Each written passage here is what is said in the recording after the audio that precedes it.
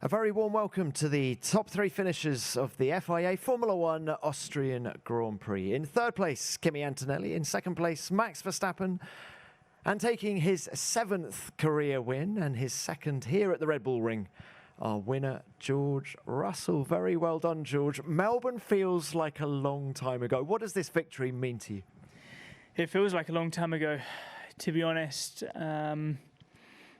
It's been a tough couple of months with some really tricky races, with races that felt like everything was going against me, then some races with some tough performances. Obviously I've got a really incredible teammate next to me who week in, week out is delivering some pretty spectacular performances. So for me, going into Canada, going into Barcelona from quite a low point, it was I need a lot of resilience to be able to get back and deliver some strong performances. So to get the last 2 poles, to get the win here this weekend, especially on a track which I don't think is so suited to me, I'm really, really proud about. Toto Wolff has described this win as a cold-blooded one by you. Is that how it felt? It didn't quite feel like that, to be honest. It felt a really calm and controlled race. I think if we took Max out of the picture, it was, you'd say, a really strong performance from Mercedes, 20 seconds ahead of McLaren, more ahead of Ferrari. But with the upgrades on the Red Bull, Max was in the fight for pole yesterday. Really great race pace from him today. He pressured me in the middle stint and forced me to stop with 28 laps remaining, which was quite uncomfortable. But I had a really strong first 20 laps of that stint, which allowed me just to bring it home in the final 8. How crucial was yesterday's pole position to this win? Yeah, for sure, it was crucial.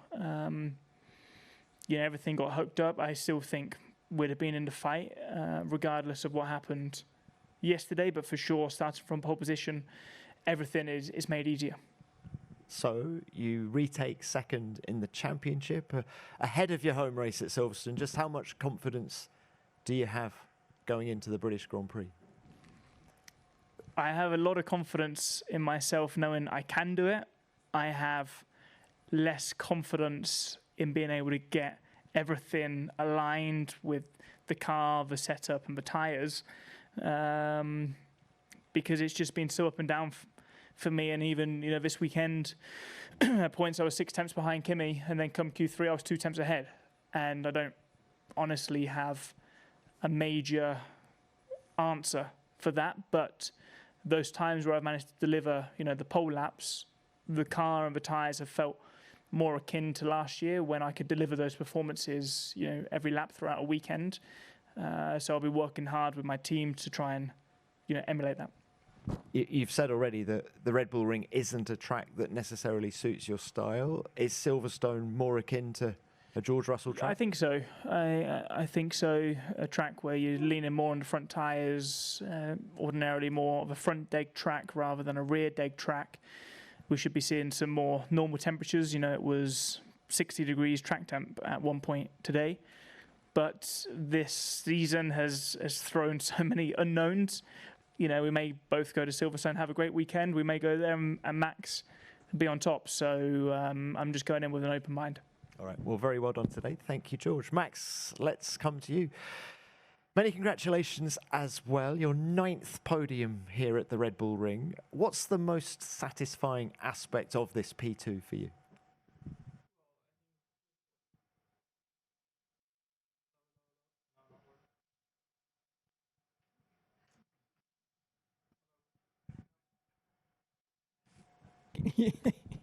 I'll use this one.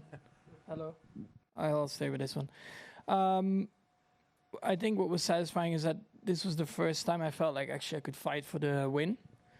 I do think that the first half of the race we were more competitive because for whatever reason on the second half something felt off on the rear of the car where everything was just extremely difficult from bumps, curbs, traction. It was just completely gone. So that's something that we need to understand again what went wrong there. But yeah, the first half I felt really good. I mean, I was closing the gap, even after the battles that I had with Lewis.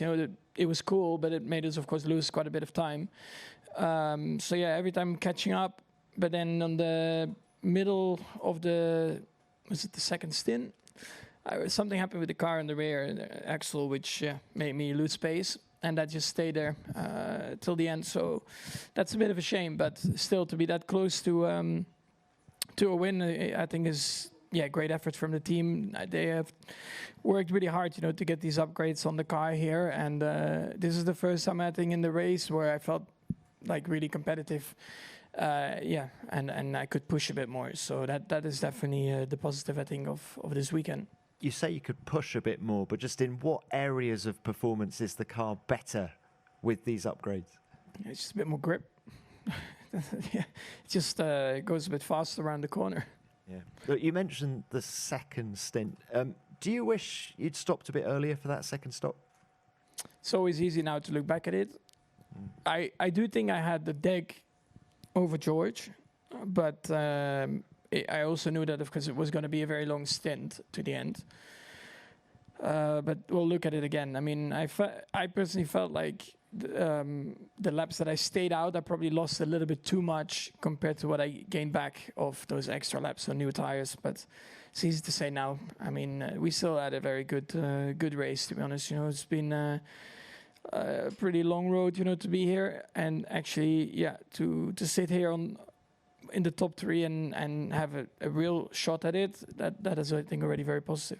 And do you think it's track specific, or do you think you can be quick everywhere now? And let's throw it forward to Silverstone while we're talking. Yeah, let's take it race by race. I mean, Silverstone, I love the track, but yeah, I did a few laps on the simulator. I just started laughing. It was just, it felt like a different track, to be honest. You barely have a battery around the lap. It's just constantly flat.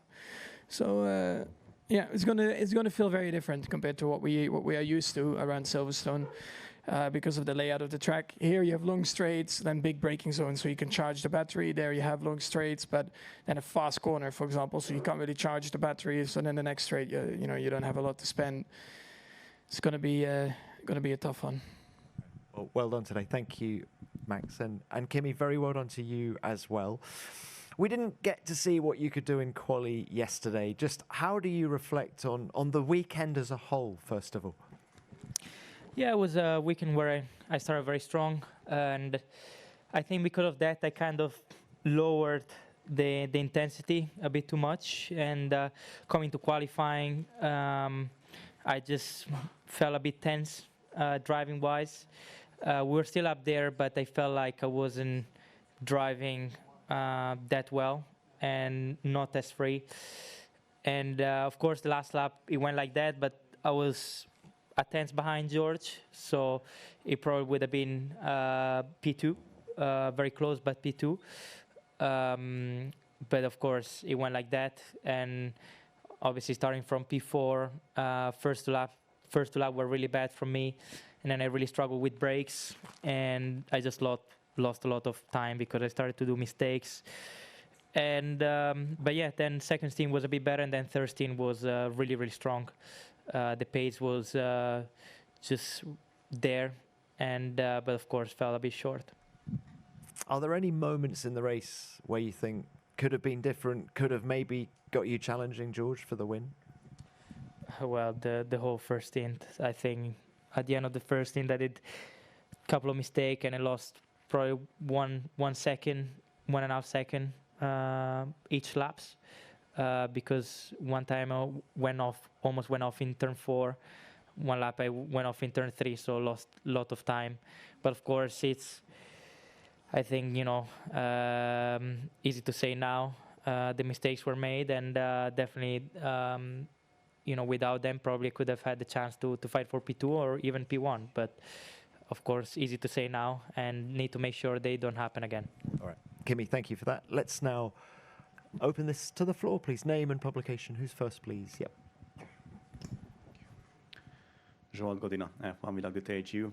Max, you said that Red Bull upgrades moved the car in the right direction, but in the race you still ended up chasing a Mercedes that had the margin control the final stint. What do you think? Where exactly is the remaining deficit now in terms of general performance?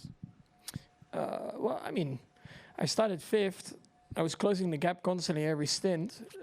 So I don't know. It's hard. I mean, I was catching George. Kimi was catching me. Yeah, I mean, it was close. I mean, we still have some areas, of course, that we want to work on within the car. Like I said, half of the race, I ran a car that was not in top shape. Plus, my brakes today were not really functioning well compared to the rest of the weekend. So that's something that, of course, you manage and you learn how to drive with it, but it's not ideal. So it's stuff that we'll look back at and try to understand. But for us, this has already been a very big step forward compared to the previous races. I mean, look at the last race. You know, in the race, I was just by myself, really, not really challenging anything. So it's been on a track that, you know, the tires are dagging. That's a good sign. Thanks, Max. Next.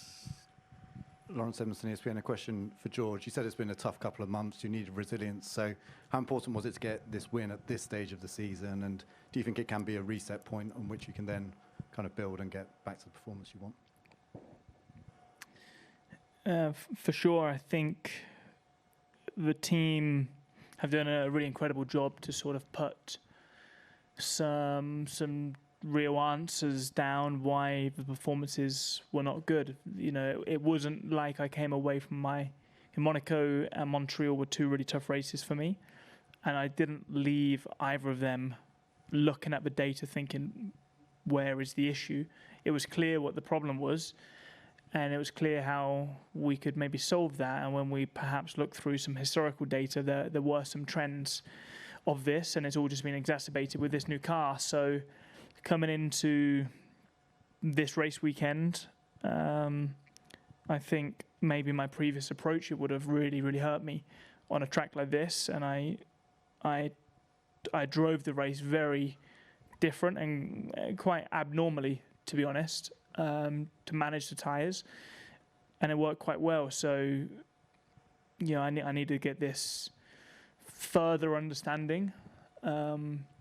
You know, last year we were 8 years into that, or 4 years into those tyres that we were running with, and I think I really knew in my locker how to handle the tyres at hot tracks, cold tracks, smooth surface, rough surfaces. And this year, I don't, to be honest. So I'm rebuilding that. But yeah, the team have done a great job to sort of steer me in the right direction. Thank you, George. Next. Phil Duncan, PA. I guess just picking up on that, George, you must feel like for the first time in a little while that this is sort of championship back on, and you know you can put a bit of pressure on Kimmy, perhaps. I mean, every lap he does, he's in the top two of the leaderboard. That was me at the start of the year, and it hasn't been recently. And you know, Barcelona was a real breeze for me because it was just clicking every single lap. But here, it was a real fight. But you know, getting that pole position, getting the win today, like I know I am capable of doing it. And I always believed that in the years gone by. But as I said, this year, I never doubted my ability. I just doubted maybe the process, and I needed to get on top of that. And I've just seen it so clearly, you know, looking at how Lewis has bounced back this year, looking at, you know, Leclerc, who's one of the best qualifiers on the grid, how he struggled so much this year. You know, we haven't just forgotten how to drive or relearned how to drive. It's just us understanding and getting on top of the package. And I definitely feel every lap, every race I'm doing, I'm making some really good gains in that regard. So yeah, I'm feeling good. Okay, thanks. Next. Rodrigo França, Car Magazine Brazil. Question to George. Congratulations on your win. What would be the best scenario for you? Mercedes keeping dominance and you and Kimi only fighting for wins? Or it would be better to Verstappen and Ferrari drivers to steal some points as you are P2 in the championship? I'd love a big fight, to be honest. You know, you want to have the best drivers with the best teams all fighting, and of course, you know, Max is very much one of the best, and Lewis, Charles, Lando, Oscar, you want them to be in that fight. Unfortunately, the midfield and backfield teams are not there, but more the merrier. And it feels like when we all race go-karting, you were never in a one-on-one battle with anybody. There was always normally at least 3 drivers in the fight for a championship. When I raced F2, F3, F4, there were 3, 4, 5 drivers all fighting, and that's how it should be. Thank you. Next. Laurine Snengeland, Nu.nl. A question for Max. Just some counting, the difference with Kimmy is now 98 points. Last year it was even more. So with that just in mind, what do you think is possible for the title race?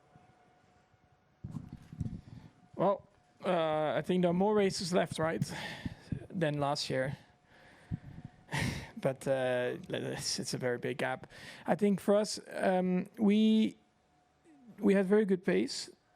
But I think to fight for a title, we need to be more all around. I think we still have too many issues, if that's from a start to just procedural issues in the background that even I think you guys don't know about, but I know about. I think we just need to be a little bit more all around still. It's not a big criticism or whatever. I think everyone is aware. We just want to be, we always want to be better. We chase to be the best. So we just need to focus on all of those things.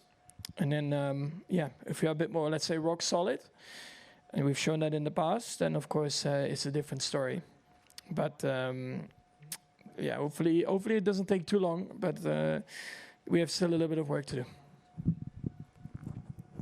Thank you, Max. Any more? No, we will leave it there. Very well done to all 3 of you. Die Formel 1 auf Sky wurde präsentiert